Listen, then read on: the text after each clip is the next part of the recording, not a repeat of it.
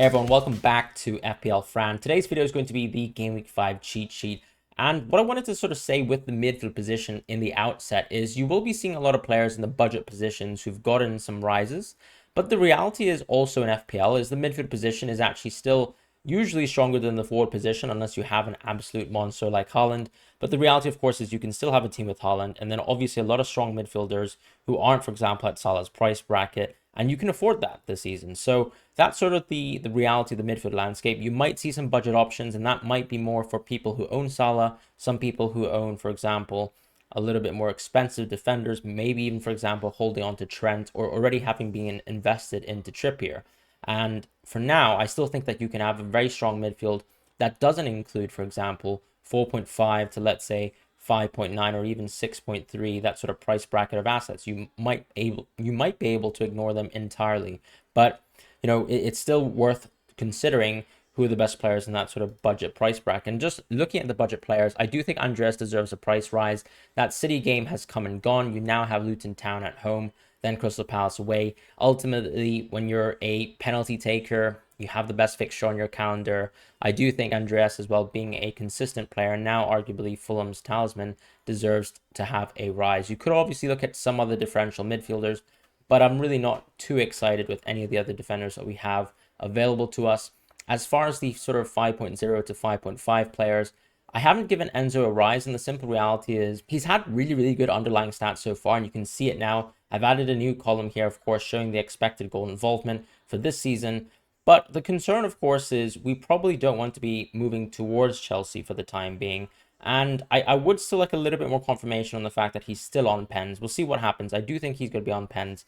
But ultimately, there's no real reason to sort of push towards a new sort of Chelsea transfer for the time being. I think when the time is right, or maybe when we're, let's say, crafting our wild cards for a little bit later, when we're maybe considering Salah in our teams, maybe if you have, let's say, a Salah Haaland team, then you can actually consider Enzo as a really premium asset. As far as the 5.5 to 5.9 players, look, Danjuma and Gibbs White as well, very, very good. Gibbs White gets a rise simply because of the improvement in fixtures. You just got Burnley at home, a very good game to sort of bring him in.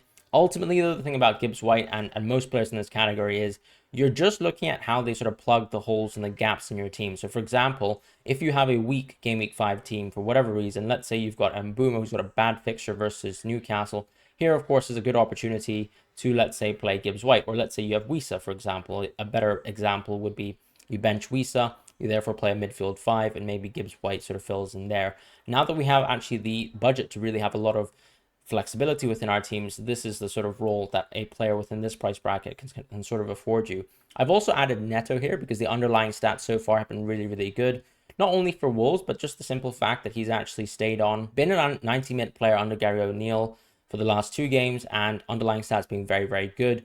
Those are early promising signs to say that Neto could actually creep up on the cheat sheet. And of course, if the fixtures are slightly better for Wolves in the future, definitely an option that we can think about for the time being. As far as the 6.0 to sort of 6.9 price bracket of players, I've put Mbeumo at the top simply because he is really, to me, the superior option. Even though, of course, you've got this bad fixture for Newcastle, he's such an easy hold for the time being.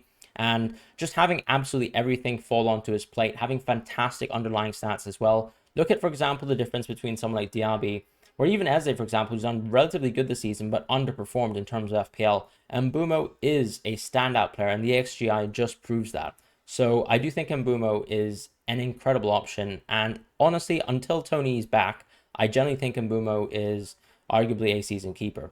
So in terms of Diaby and Eze, in my opinion, because Mbeumo is such a great player, that doesn't really invalidate how good Diaby and Eze are. I still think, when you look independently, these two picks are still fantastic. So there's no reason to really sway away from them. Diaby ultimately has a good game. Eze, of course, has Aston Villa away. They are matching up versus each other. But going forwards, of course, when you look at Eze having a great fixture, Fulham at home in Game Week 6, you've still got these two players here who are actually going to be very consistent, in my opinion. And if you're, let's say, for example, creating a budget draft, right, where you have, let's say, Salah in your team, you probably actually need 2 players from this price bracket. You probably need an Mbeumo plus a Diaby or plus an Eze. And in that reality, if you've got a lot of budget spared and you're maybe, let's say, not going towards Trippier, you could actually afford a setup like that. Now, if you're going for someone like Trippier, that's where you sort of have to go back into that territory, that 5.0 to 5.9 player, someone like a Gibbs White or even an Enzo. as far as Almiron, he does deserve a rise, in my opinion. I think it's just a simple reality where he's actually sort of nailed down a starting position in that team. I wouldn't say the same about Gordon and Barnes. I know Gordon has looked interesting. Barnes himself has had a super haul just coming off the bench himself. But the reality is, I think Almiron, he's got decent underlying stats so far. And also when you're just looking at someone like Almiron, who's just entering a good run of fixtures, having good minutes is very, very important for these midfield positions. Yes, of course, some players can be fantastic off the bench, but I always like to play it with players who actually have good minutes, or at least, you know, a prospect of having good minutes in the future. So Almiron is sort of on the rise here. Mitoma, unfortunately, look, he might actually deserve another fall, but I'm quite confident in how good Mitoma is. And actually the big thing, and this is sort of what I said as well in the start of the season, until we recently saw another March benching that was a bit earlier, where I do think Mitoma is absolutely nailed in that position. Yes, of course, Ansu Fati has joined this team. To be certain, I would rather wait and see what happens with Ansu Fati before I overreact to, let's say, Mitoma. But we're already seeing some early March benches, which is why March gets a fall. Yes, of course, Brighton's fixtures are bad, but Mitoma really is that good, and Brighton's attack is also really that good. So I do like the idea of keeping one of these Brighton attackers. Yes, of course, if you own, let's say, March or Mitoma for now, I think you could be already considering moving away from them. But if it's not a priority transfer and you've got issues elsewhere, these are still players who I'd easily hold them, because game week 6 is just around the corner as well, and that could be an excellent fixture for these players. So as far as the 7.0 to sort of 7.9 price bracket, no changes here with the exception of me taking Luis Diaz out. I think that he's a little bit too pricey, and of course we're starting to see some minutes change around as well with Luis Diaz. He's no longer as nailed as I think he was, and also when you're looking at Szoboszlai, of course, his underlying stats aren't particularly good, but of course if you've just been watching Liverpool, I mean, he's been incredible so far, also been fantastic for the Hungarian national team over this international break. But he is someone who I think at the 7.0 price could be starting to creep into being a differential. And with Liverpool getting better and better fixtures as the weeks go by, then actually we're sort of looking at a landscape where Szoboszlai actually is going to be a very strong pick. As far as someone like Bowen, though, he still remains a differential for me. Look, he's done incredibly well. We said that the Luton game would be good, but you're also having to run over 2 tough fixtures. It's the same sort of logic as, for example, the people who brought in Isak in game week 1, or Isaac, sorry, in game week 1. You still had to walk through the City game and then the Liverpool game, and that's a very tough sort of 2 fixtures to walk into. I don't think holding Bowen, for example, is a good idea. If you want to, and you have forwards, for example, to play in place of him, fair enough. But this is, you know, ultimately 2 of the worst fixtures that you could have possible. So ultimately, Bowen doesn't really deserve anything more than a rise, even though he's been performing fantastically and his underlying stats have been really good. The simple reality is when the fixtures get better for West Ham, he will get a rise. As far as the 8.0 to 8.9 players and all, even 9.1, for example, including Son is the only player who really gets any sort of movement in this territory. I just think that ultimately, when you're looking at the underlying stats for Fernandes and Rashford, yes, of course, with all the stuff that's going on with United, it's a little bit concerning. But with Højlund back into the team, with Rashford and Fernandes still looking like fantastic picks, I don't think there's any reason for us to really move away from assets like Fernandes, Saka, and Rashford. However, Son is actually around here. The Sheffield United game is a real threat, and you could generally consider moving to Son this week. I do think that's a genuine opportunity here for a lot of managers to do so. The only thing I would say, of course, is there's going to be game week 6 and 7, and I'm not asking you to go towards Son this week and then transfer him out for the next, because I still think Son, you know, even in tough fixtures, it's going to be a very good pick. And ultimately, when you look at, let's say, United's fixtures, you know, we still held them through, for example, let's say a tough Arsenal fixture. And the same logic can really be held with someone like Son, who I think if he continues to play centrally, will be an amazing pick. You could even argue on the counterpoint that this is jumping the gun towards Son, and maybe, right, because of the way Postecoglou sometimes adapts his team tactically. Some of my friends, of course, who've actually looked into, for example, his substitutions, particularly playing against back threes, actually, he does seem to, for example, change up where his striker will play. Of course, you know, the role of a striker versus back threes versus back twos are very different. Back twos, back fours, of course. But yeah, so that could actually change Son's role, but I'm not too confident really in Richarlison right now. So it'll be interesting to see what happens versus Sheffield United. I still think it's a great opportunity. Ultimately, if let's say Richarlison slots back in at striker, still think it's a good game for Son, even though he's holding out wide. But yes, of course, we know so far that Son has been very underwhelming, to be quite honest, as a left wide midfielder. So that's something to look at. I do think that there is a genuine opportunity to captain Son as well. You could even argue Maddison, but I'm really more sold into the idea of captaining Son this week, just targeting one of his best fixtures right here. And as I said, it is a bit of a luxury transfer because a lot of us are already invested into very, very good picks. Even, for example, some of these Sterling, Maddison, Foden, you might not even want to double up on Spurs, for example.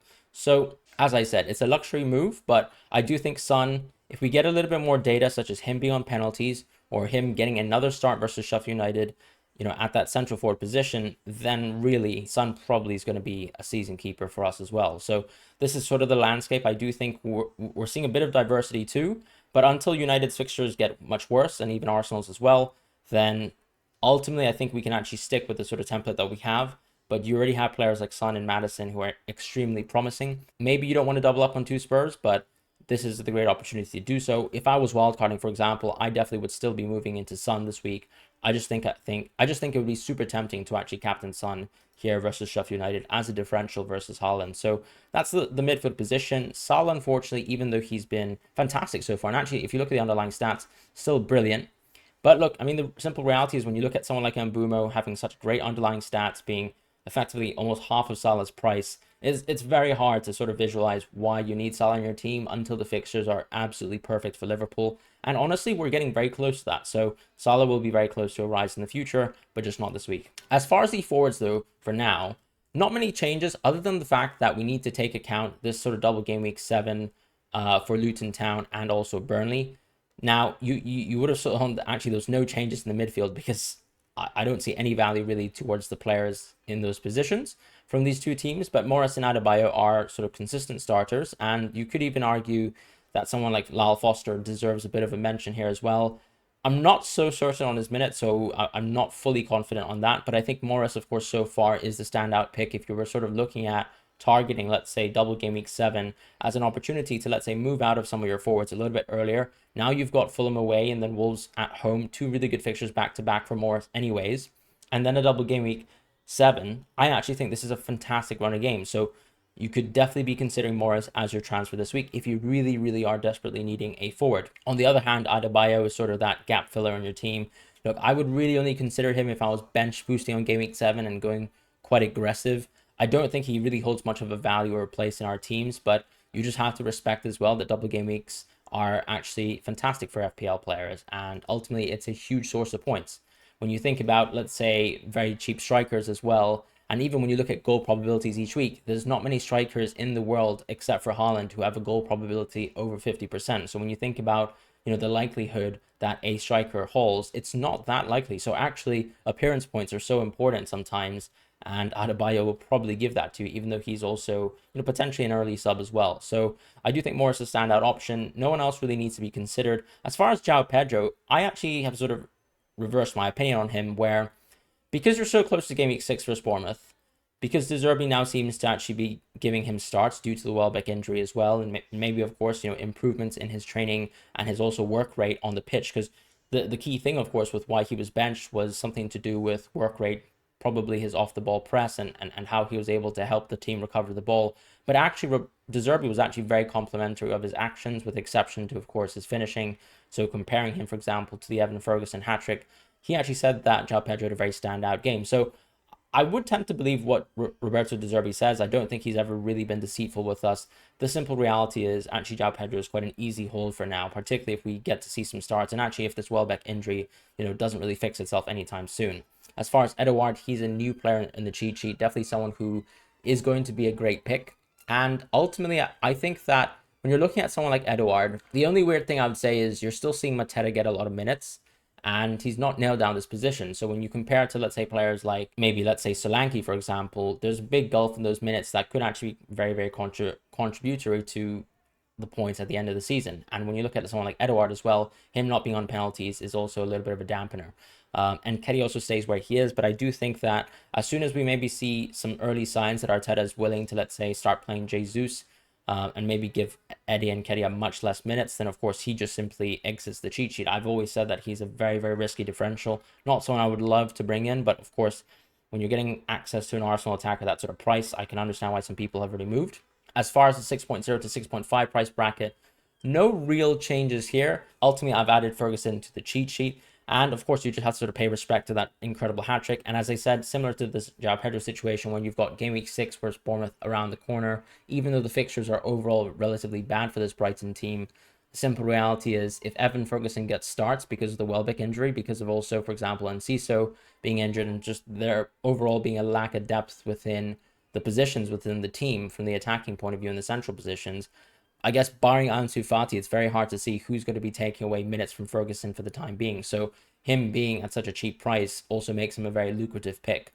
And I'm not expecting him to, for example, repeat his hat-trick heroics as well. I think in a way he was also quite fortunate, because it's not like he actually had ample opportunities to score. The opportunities also sort of fell onto him. And of course, he also scored an outside-the-box goal. So with Ferguson, I would say be a little bit cautious. I don't think you need to jump on the gun, just sort of chase that hat-trick again. The same situation with Son is a little bit different, because Son actually has Sheffield United at home, arguably a very, very good game on his calendar, versus Ferguson, who ultimately still has a rather tough game week 5 at Old Trafford. So in terms of the 6.5 players, Awani and Solanke, yes, of course, it's nice to see that Nottingham Forest have been actually scoring very consistently, and Awani hasn't blanked so far, but they're still not creating enough chances as a team, and ultimately as well, Awani's underlying stats haven't been fantastic. So I would say let's not jump the gun completely on someone like Awani for the time being.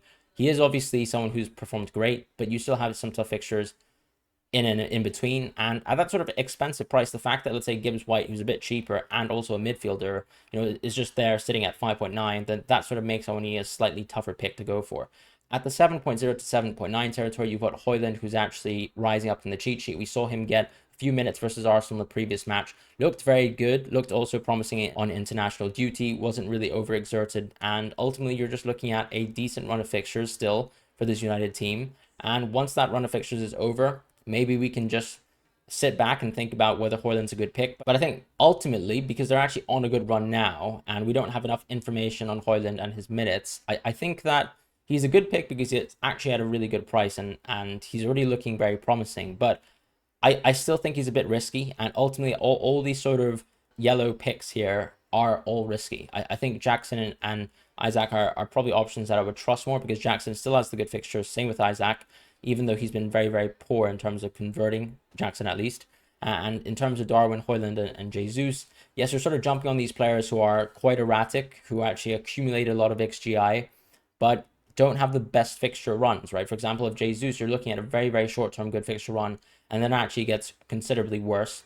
As far as Højlund as well, you don't have enough information to really assess whether he really is going to be a good pick for you for the time being. You've already got some punts in the cheaper price ranges, like an Alvarez, who might actually serve you a bit better. And then also when we talk about someone like Darwin, I'm still not fully confident that he'll get consistent starts going forwards, and that's just the concern. And the overall depth that Liverpool have now that Salah's still in the team ultimately means that Darwin will struggle for minutes, even if he's going to be a consistent starter. So that's sort of what made Jota, for example, a slightly worse pick in the midfield, where, of course, he can do well in the Bournemouth game. He can play 60 minutes every game and actually get subbed off, but that's very limiting for a player. And I think you can argue that Isaac's in the same position, but at the very bare minimum, he's got really, really good fixtures for the time being. And at least we've seen very consistent starts, and also some Wilson fitness issues, because I also saw that he wasn't really taking a part in some England training. So that's an interesting thing to sort of keep our eyes open towards, because if Isaac gets more and more minutes, then he could actually become a very, very good pick. But for now, I don't think we need to also jump the gun towards moving immediately towards Isaac. You could wait and see until game week 6, for example. As far as the 8.0 players, no changes there. And Haaland, of course, no changes there, but he still managed to bag a price rise because some people still started the game without him. And I mean, arguably, we're running into, as I said, a sea of fixtures for City that are quite tough, but it's very hard to see myself departing from Haaland in my team. And I think that's just the reality with FPL. As far as the defenders this week, I've dropped Kabore and Gusto. Kabore drops because of his benching. Gusto drops because of Reece James. Very, very close to his comeback. It seems like, especially on Instagram too, he's intonating the same thing. And so when we look at the 4.5 plus players, the only change really is that we've got Cash rising and Zinchenko rising too. Zinchenko obviously moving into this price bracket after some recent price falls, but he's actually someone who, if he gets to consistently start for this Arsenal team, I think is very, very interesting. He's getting into great positions. His underlying stats are very promising, and they have been, going back to last season when Arteta sort of utilized him a bit more and started to invert him a bit more. And for that reason, I do think Zinchenko is actually a very promising pick, even better than Saliba, arguably, who's gotten already some price rises. And when we look at, let's say, someone like Cash, yes, of course, he played right wing. Then Diego Carlos got injured, so that sort of pushed him back. But the underlying stats so far are out of this world, honestly, for an attacking defender. I mean, even Chilwell, who's been playing left wing for, let's say, 3 or 4 matches in a row now, still hasn't been able to compete with the underlying stats that Cash has put up so far. So I don't really care what the fact that he scored an own goal. He still looks like a very, very good pick going forwards. I'd say, of course, when you look at fixtures, Crystal Palace at home is still slightly worse of a fixture than, let's say, Sheffield United at home for someone like Udogie, or even arguably Porro as well, who I've added to the cheat sheet. But Porro, of course, is a little bit more of a pricier player. I don't think he's worth the risk in terms of the minutes because we know that Emerson can sort of come back and join this team at any time. But Udogie, of course, is sort of that king in this price bracket. And then you've got Burn and Botman, who play fantastic roles. I think Botman, I've still put an asterisk on him, but I think we do expect him to actually be back as soon as game week 5, or at least, honestly, at the latest game week 6. So this is a time to definitely consider Botman within our teams. If you're wildcarding, for example, I would definitely go into Botman because you can just even bench him, for example, in game week 5. I do think Cash is a great pick, but you also want to have some players who are actually, let's say, having that 4th spot in your team as a sort of rotating defender. And when Botman has really good fixtures coming up, that's exactly what he'll do for you.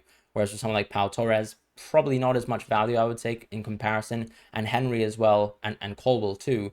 They both get falls because we're starting to see the end of, for example, the very, very good Chelsea and Brentford fixture runs.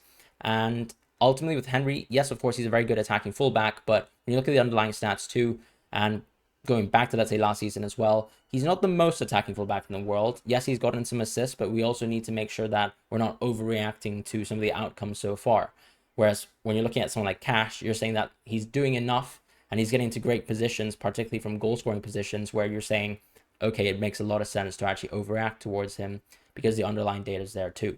As far as someone like Walker, I've removed Akanji and Guardiola from the cheat sheet. I just think there's way too much rotation that will go on with Stones probably coming back into the team soon. Walker is a little bit of an interesting one though, because he is sort of playing a slightly different role this season, and actually his underlying stats have really, really improved. I mean, we even saw, for example, on international duty, first of all, him scoring his own goal, his first goal, and actually also him getting the assist for the Foden goal versus Scotland. So I do think there's a little bit to be said about how interesting Walker is as an attacking fullback this season. I don't think I would have actually said that last season, but you've got to react to some early signs, and I think there are some early signs there. I'd still keep him as a differential, but all the other City picks I probably wouldn't really bat an eye for outside of Diaz. And ultimately, as I said, the fixtures are getting worse for City, so it's not really the time to think about going into a Walker, but something to think about and sort of keep an eye over. As far as Schär, he gets a rise because of Newcastle's great run of games. Good to see, of course, that the underlying stats so far have been all right. And ultimately, you also have to understand and caveat that Newcastle have some very, very tough games. So the ability to, let's say, create more chances as a defender and to also attack on them, I mean, those are going to amplify with better fixtures. So with Schär, he's looking to be a great pick. And with Estupiñán and Saliba, for a lot of people who aren't wildcarding, these are very easy holds for the time being. I don't think they're problematic players at all. So I would just cautiously hold them. If you have the opportunity to, let's say, upgrade to, let's say, a Trippier, for example, I would probably do that. But for the time being, they're quite easy holds. At 5.6 to 5.5, that sort of territory, I've dropped both Chilwell and Diaz. Diaz for the reason of fixtures and Chilwell for the reason of the early benchings. One early benching was already a bit surprising. We didn't really overreact to that. But now 2 is sort of staring us right in the face, and we probably do need to react to that. I would say, for example, if you're wildcarding, I wouldn't be so high on Chilwell. We could obviously see him drop back into a left-back position. But my concern, of course, with Chilwell is, may he even continue to start? Because what happens if, let's say, Pochettino is not very happy with his performances in left wing, decides to utilize someone like Mudryk, or even, let's say, a Cole Palmer on the left wing, who is capable of playing left wing. He's done that a couple of times under Pep Guardiola, even though we expect him to be a right winger. Or even, let's say, what if Sterling actually moves back into the left wing to, let's say, accommodate playing with Palmer? I'm not actually 100% certain that Chilwell would actually continue to start at left back. We'll see what happens, of course. I think there's a chance, for example, that he can sit on the bench, but ultimately as well, you just never want to see a situation where a player is getting subbed off at 63 minutes, particularly when they need to attack. So that's the concerning thing, and that's why Chilwell drops. As far as the 6.5 plus price bracket, we saw, of course, the beauty of Alexander-Arnold on display, but he's still at such a ridiculous price, I would say, where until, as I said, the fixtures just like Salah are perfect, there's not many opportunities for us to really move into him. And I do think it makes a lot more sense to actually hold the midfields that we have that are extremely expensive, but also extremely worth it compared to someone like Trent, who's still playing for a relatively weak defense in comparison to his price point, right? So that's the concern there. And when you have, let's say, Trippier, who actually has those prime fixtures, is also cheaply priced, I mean, Trippier just becomes that sort of prime standout option where if you're not considering him for game week 5 at the bare minimum, game week 6 it's almost like a must transfer for me. I would say that's probably pushing it. Ultimately, we've got so many good picks in FPL. I can understand people not going for Trippier, but he is someone who's firmly on the radar for me, and I probably wouldn't change my mind on that too soon. As far as, let's say, double game week players, I probably wouldn't overreact. I think, of course, I will probably add someone like Giles from Luton Town into the cheat sheet for the time being, but he's not a priority transfer, of any sort. So I really wouldn't overreact to, let's say, trying to create, let's say, a bench boost 7 for the time being. As far as the goalkeepers this week, we have Areola, who continues to reign supreme in that sort of price bracket of 4.1. And Turner, of course, he deserves a fall. I just think that with, of course, the Benfica transfer being locked in, you're just hoping really for the best here. If you're owning for Turner, just like myself, you're hoping for the best here in this Burnley fixture and moving away from him as soon as possible. Ultimately, I don't think I'd be probably moving away from Turner until the wild card. I could maybe move away from, let's say, Turner or Pickford when we're looking at, let's say, double game week 7, maybe just going for a transfer of, let's say, Kaminsky, for example. But it doesn't make too much sense for me. At 4.5, that's also why we've reacted a little bit to some of the price changes too. I think Sanchez and Flecken are still probably my favorite keepers, given that Sanchez doesn't seem to be dealing with too much competition for the time being. And Flecken, of course, we saw already that Brentford have looked like a standout defense so far. And actually, of course, the saves are still being accumulated. So Flecken being a good pick is something that we expect to be very good going forwards. He's not going to be as great a shot stopper as Raya, in my opinion, but that doesn't really matter because at 4.5, he's still at a very good price. And then when we're looking at someone like Leno, the reason why he has utility is because he rotates very well with Areola. And then Trafford and Kaminsky, these are 2 double game week keepers. They don't really have value, upon themselves, but as I said, appearance points are very important. And in odd fixtures where you've got double the chance to, let's say, get a jammy clean sheet, these are the 2 players who are capable of doing it. The thing I would say about Trafford, though, intuitively, is that Newcastle being a part of the double game week makes it very hard to sort of justify him as a transfer. I like the idea of going for Kaminsky, even though we probably evaluate, let's say, Burnley as a better defense overall over, let's say, Luton Town. But as I said, fixtures for me are also things that reign supreme. So Kaminsky is probably the transfer that I would be going with right now if you sort of had to put a gun to my head.